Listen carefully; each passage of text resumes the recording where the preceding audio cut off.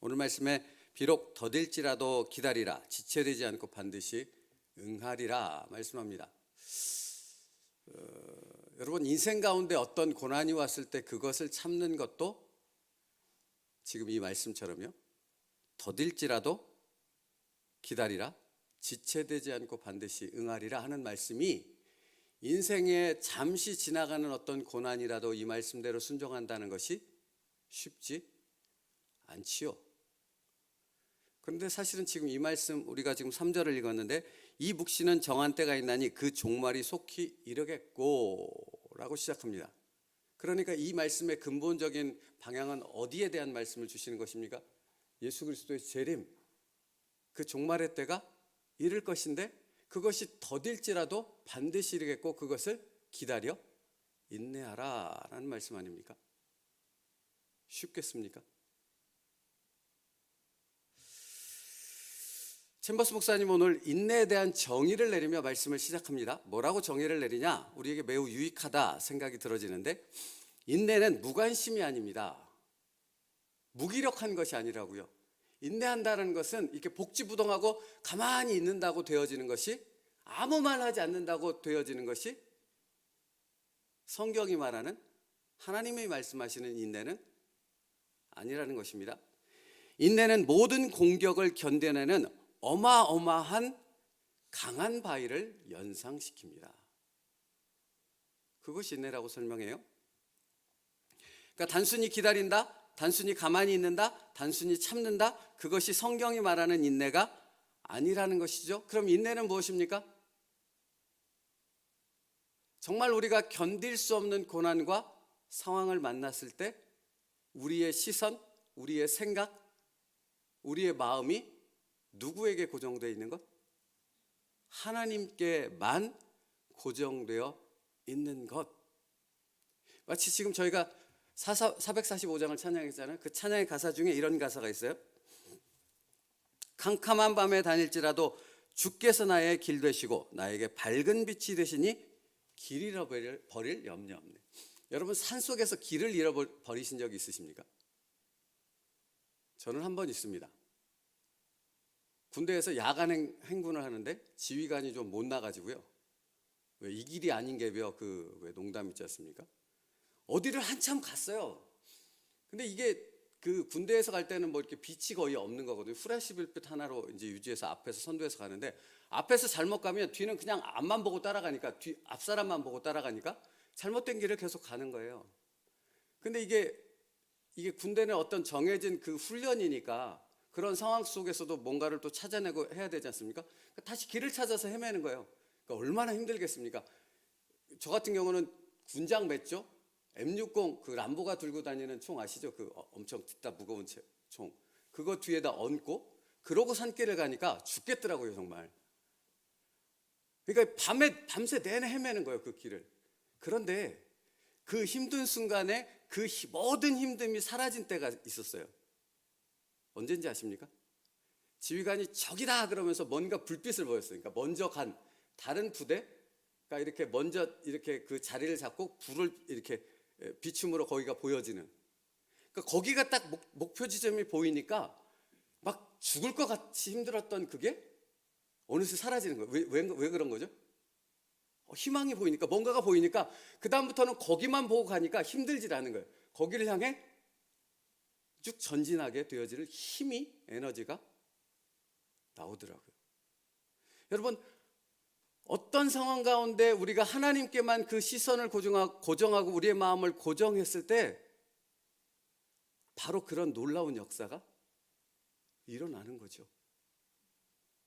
내 인생 가운데 막 휘몰아치는 어떤 상황, 내가 원하지 않는 상황, 내 힘으로 어쩔 수 없는 상황이 몰아칠 때, 만약에 나에게 시선이 고정되어 있고 내 생각에만 잡혀 있고 내 어떤 그 상황만을 생각하는 것에 내 모든 마음을 빼앗겨 버리면 아무런 힘, 이것을 어떻게 할 수 있는 그런 인내심이 나에게 나올 수 없지요. 그런데 내 시선이 빛 대신, 찬송가 가사처럼 빛 대신 그 주님 앞에 고정되는 순간, 우리는 그 모든 것에 대한 어려움과 힘듦과 두려움과 걱정이 사라지고 그 주님께만 시선이 고정될 그때는 무언가를 그 주님께서 인도하신 그것을 향해 나아갈 수 있는 강력한 인내라는 능력을 우리가 갖게 되어진다는 것입니다.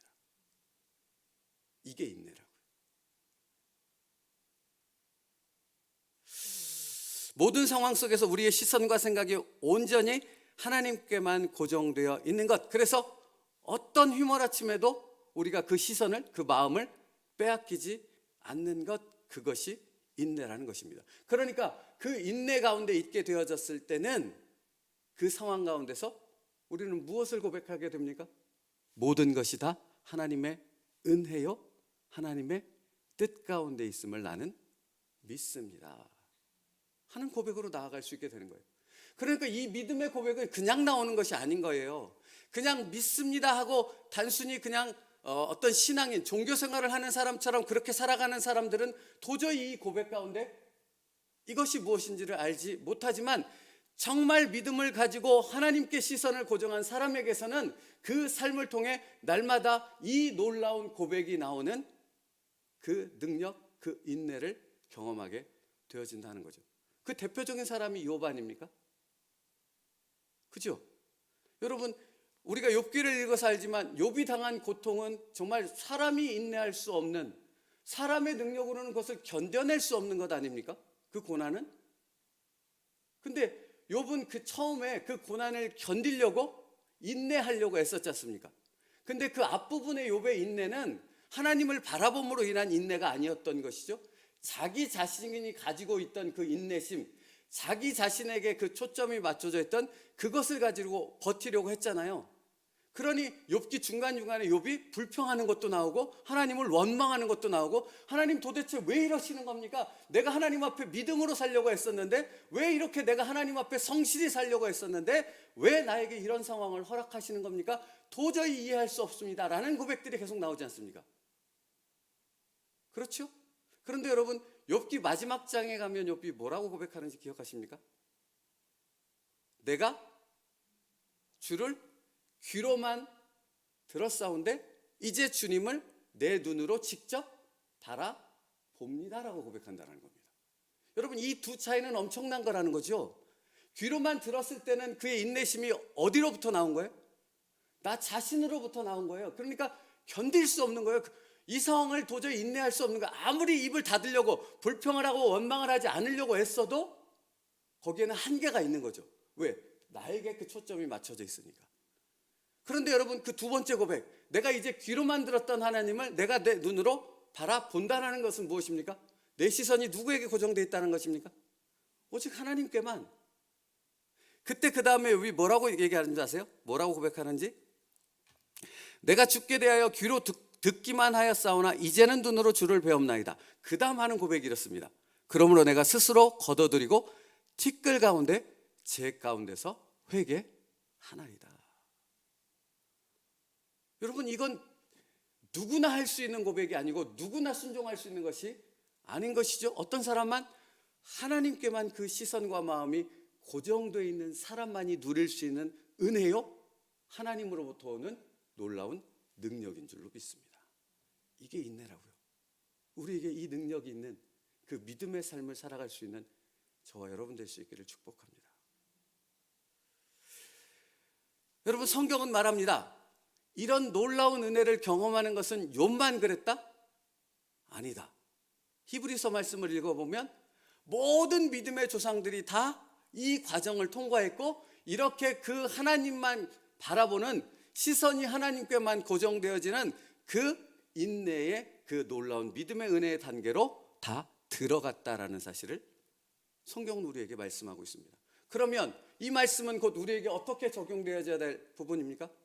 우리도 반드시 하나님께만 우리의 시선과 생각과 마음이 고정되는 그 놀라운 인내의 능력의 단계로 들어가야 한다라는 것입니다.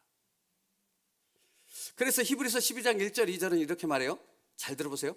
너무나 많이 읽었던 말씀인데, 이러므로 우리에게 구름같이 둘러싼 허다한 증인들이 있으니 모든 무거운 것과 얽매기 쉬운 죄를 벗어버리고 인내로서 우리 앞에 당한 경주를 하며 믿음의 주요 또 온전케 하시는 이인 예수를 뭐하자? 바라보자. 같은 말씀하지 않습니까? 인내로서 모든 경주를 하며, 그 인내로서 모든 경주를 한다는 것은 누구만을 바라보는 거예요? 예수님만을 바라보는 것이다. 근데 여기서 뒤에 설명이 붙어요. 어떤 예수님을 바라봐야 되는가라는 부분을 히브리서 기자는 말해요. 그는, 여기서 그는은 예수님이에요. 그 앞에 있는 기쁨을 위하여 십자가를 참으사 부끄러움을 개의치 아니하시더니 하나님 보좌 우편에 앉으셨느니라. 다시 말하면 이런 것입니다.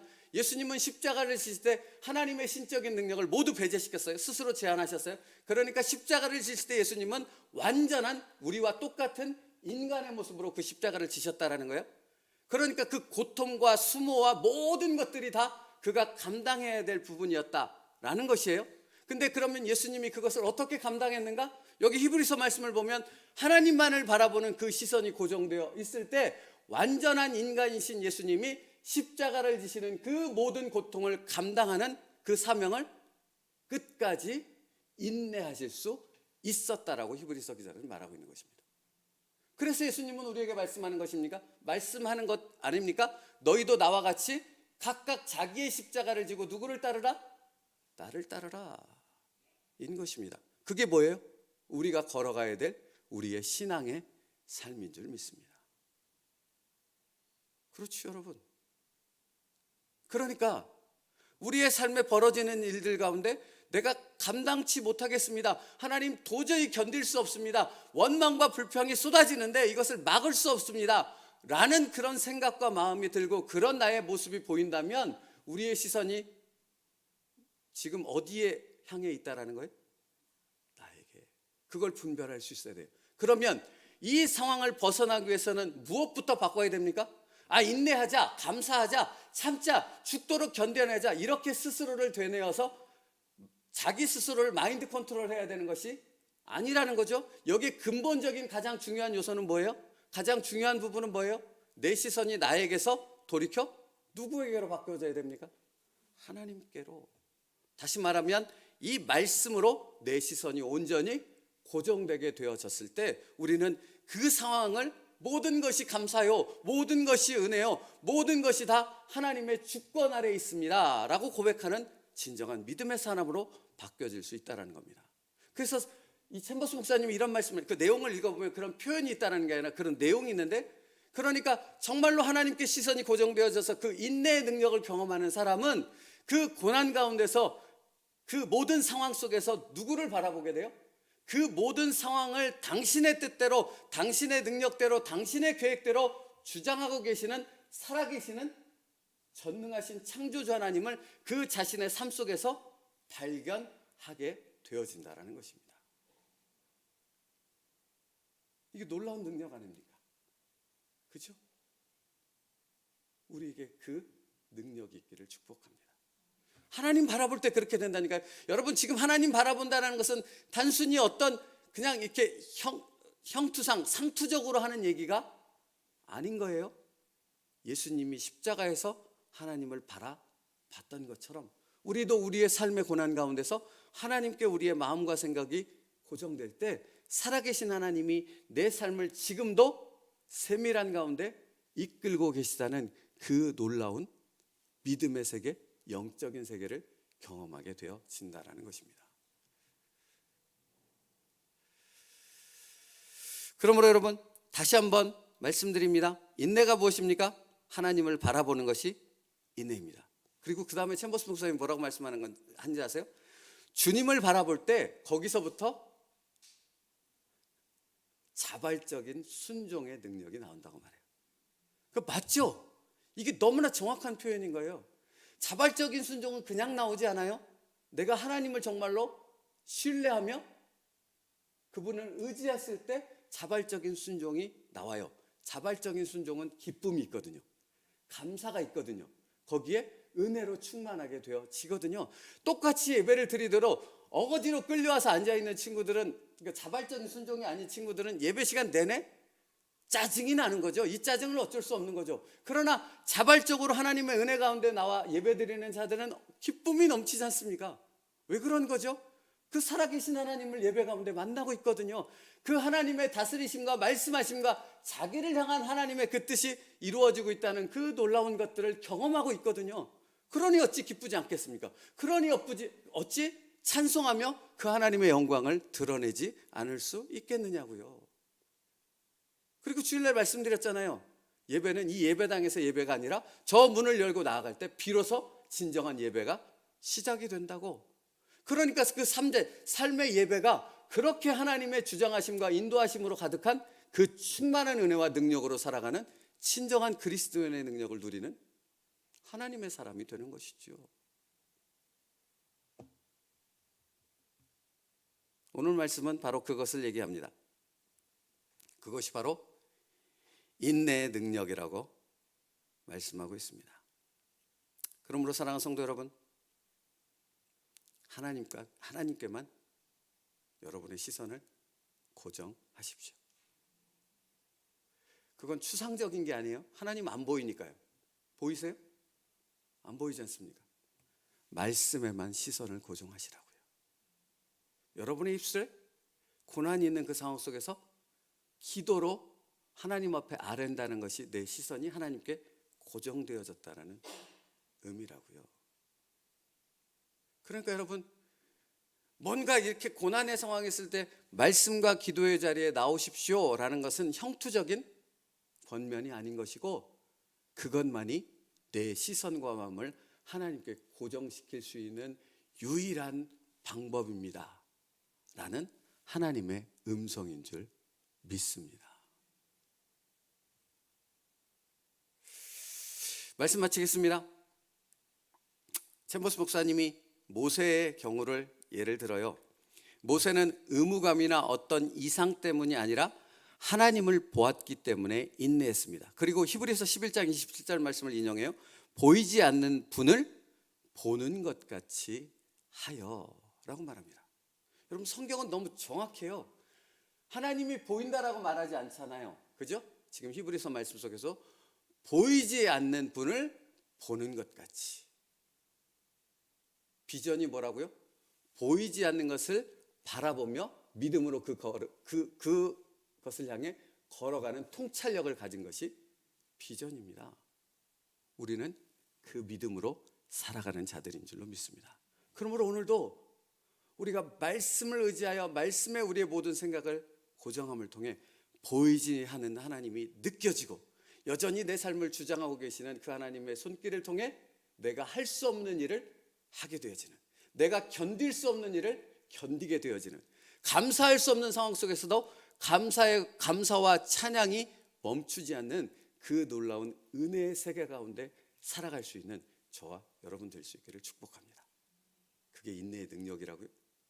그 인내의 능력이 나로부터 내 사랑하는 가족들에게까지도 계속 전염될 수 있는 그 축복이 여러분의 가정에 있기를 간절히 주님의 이름으로 축복합니다. 기도하겠습니다. 살아계신 하나님, 감사합니다. 우리를 믿음의 세계로, 믿음의 자녀로 구원하셨는데, 이제 그 믿음의 자녀로 살아가는 우리의 모든 삶이 하나님께 그 시선이 고정되므로 인내의 능력을 경험하는 축복된 삶이 되게 하여 주시옵소서. 여전히 하나님은 우리의 삶을 다스리십니다. 고난 가운데 있을지라도 하나님의 뜻, 우리를 향한 하나님의 그 복된 뜻이 이루어지고 있음을 믿사오니, 그 믿음으로 인한 감사가 끊이지 않는 우리 귀한 성도님들의 삶이 될 수 있도록 인도하여 주시옵소서. 예수님의 이름으로 기도 올리옵나이다.